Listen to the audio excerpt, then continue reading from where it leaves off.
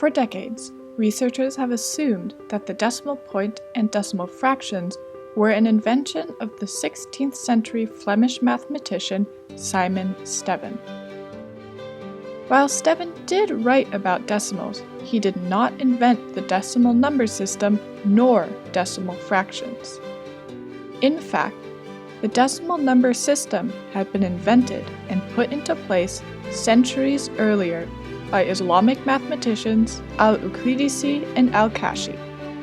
According to the best available evidence, the first recorded use of decimal fractions is found in the Book of Chapters on Hindu Arithmetic, written in Damascus in the years 952 to 953 AD by Abu Hassan al-Ukhlidisi.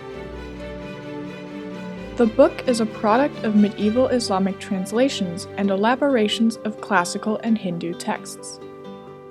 Al-Ukhlidisi built upon the Hindu number system characterized by its use of ciphers and unit places. In the second part of his four-part elaboration on Hindu arithmetic, Al-Ukhlidisi describes the process of doubling and halving numbers and introduces decimal fractions as one of three ways to have an odd number. It is hard to say if Al-Ukhlidisi discovered the decimal fractions himself. However, the complete lack of decimal fractions in Hindu sources does point to an Islamic origin. Al-Ukhlidisi certainly was one of the first scholars to use decimal fractions complete with the decimal point.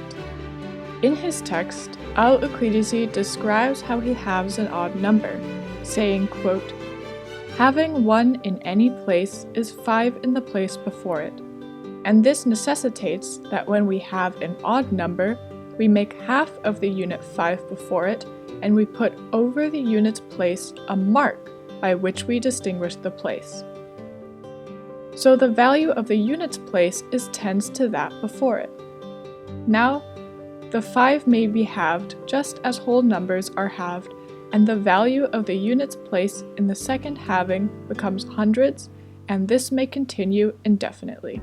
The mark, which Al-Ukhlidisi refers to, is a vertical mark pointing out the unit's place, a precursor to the decimal point.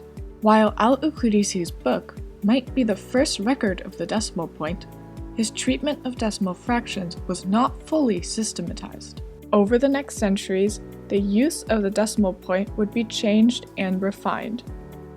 Abu Mansur al-Baghdadi used decimal fractions in combination with Kushar's notion for sexagesimal fractions. Al-Samawal used decimal fractions to find close approximations for numbers. However, it wasn't until 1427 when Al-Kashi wrote the Miftah al-Hisab, or Key to Arithmetic, that decimal fractions received both a name al-Kusur al-Ashariya, meaning decimal fractions, and a systemization, although he did not use the decimal sign as Al-Ukhlidisi did. The classical narrative credits the invention of the decimal point and decimal fractions to Simon Stevin. Today, over 70 years since the discovery of Al-Kashi's work in the 1940s, and nearly 60 years since the uncovering of Al-Ukhlidisi's book in the 1960s, this false notion is still prevalent. Renowned historian George Sarton, a Harvard professor who is regarded as the founder of the discipline of history of science as an independent field, states clearly in his 1935 paper on the history of decimal fractions that, quote, "It was Stevin, and no other, who introduced decimal fractions into the mathematical domain." While he does mention Islamic scholars, he does so as an afterthought, labeling them as merely transmitters of knowledge whose works are, quote, "too obscure to be fertile." Unfortunately, attitudes have changed little over the years. When examining the 2008 text, Magic is No Magic, The Wonderful World of Simon Stevin, one finds that false information is being spread even by highly educated individuals, such as Dr. Gerard Hooft, winner of the Nobel laureate for physics in 1999, who falsely credits Stevin with the invention of the decimal point. Repeating the inaccurate claims from the book to which he wrote the foreword, he says, The decimal number system, using a decimal place followed by digits ranging from 0 to 9, in order to characterize any number with any desired accuracy, is so familiar to most of us that one might forget that it actually had to be invented by someone. This someone also had to find out how to add, subtract, multiply, and divide such numbers. His name is Simon Stevin, an ingenious physicist and mathematician born in Bruges in the 16th century. While the authors of this text claim to talk about the history of decimal fractions, they exclude the two most relevant figures in their discussion, Al-Ukhlidisi and Al-Kashi. The history of the decimal point can be traced back much further than the 16th century. In fact, it goes all the way back to Islamic mathematicians of the 10th century.